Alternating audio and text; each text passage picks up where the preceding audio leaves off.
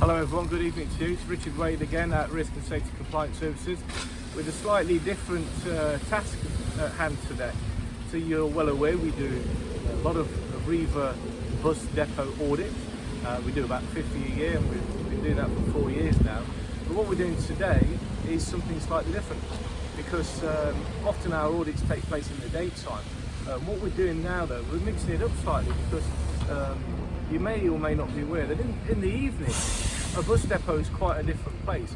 So behind me now you can see what is the end of the shift. So I'm now doing the running operation at an Arriva depot in Essex.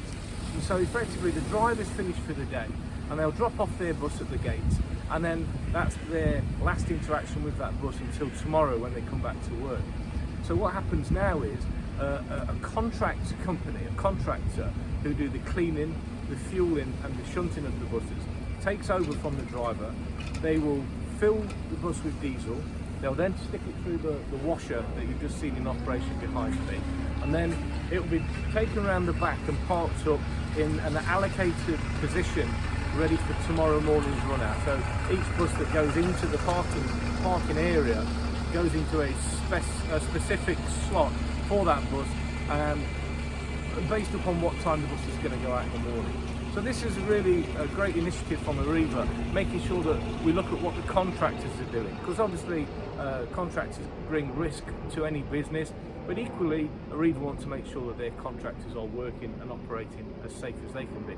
So I'll be looking at the normal stuff, PPE and fire and first aid, what will happen if there's an emergency, where will people go, and I'll quiz people and make sure that they fully understand what they need to know to keep safe.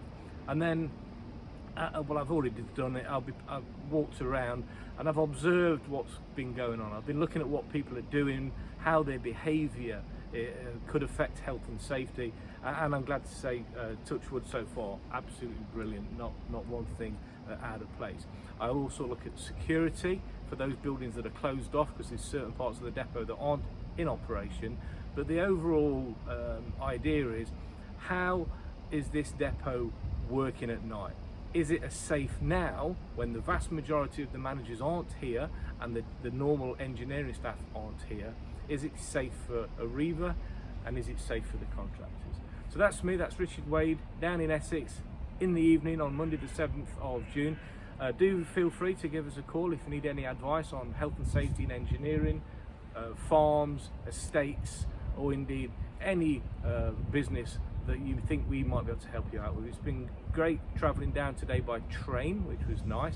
Got plenty of work done on the train, and now looking forward to washing up the audit and then going back to my hotel and chilling out for a little bit before we kick off again at the same depot tomorrow morning. Points to note, I didn't name the depot. See you soon, take care, bye.